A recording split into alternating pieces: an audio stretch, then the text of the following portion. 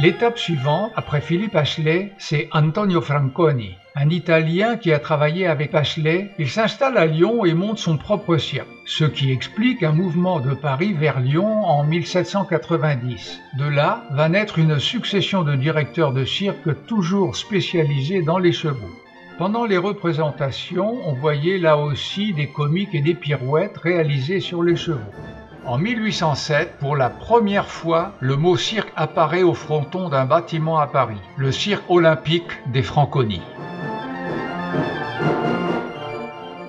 Le cirque construit en dur, c'est bien l'été, mais beaucoup moins en hiver. Et Franconi, en 1821, se dit « Moi je vais faire installer du chauffage avec des bouches de chaleur ». Donc l'hiver, il y avait aussi des spectacles.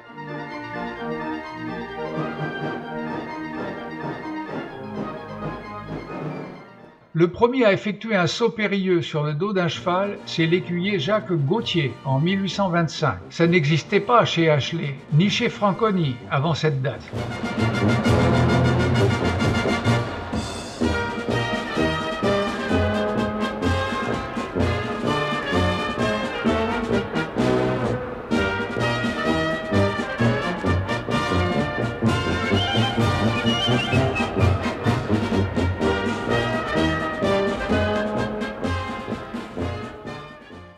Les fauves arrivent en 1831. Le dompteur Martin est le premier à présenter des fauves dans une cage, mais pas dans une cage circulaire qui n'existait pas encore. Donc, si le dompteur était acculé par les fauves dans l'angle d'une cage rectangulaire, il ne pouvait plus s'en sortir.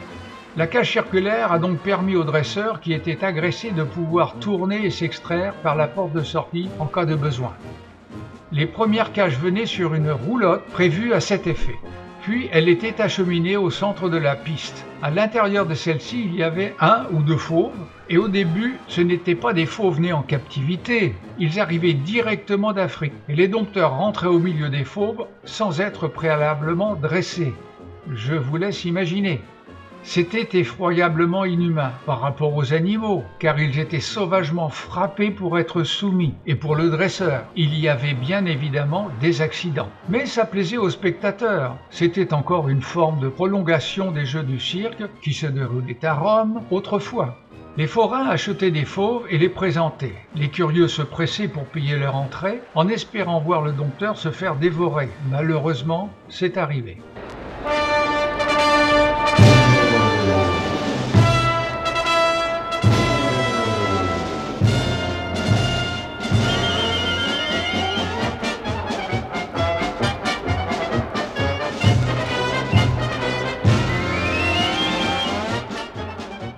Le premier trapèze arrive. On est en 1840. C'est ce que l'on nomme un trapèze fixe. Les athlètes faisaient des démonstrations, mais le trapèze n'était qu'en petit ballon. Et ce trapèze, dit de Washington, s'appelle du nom de son créateur.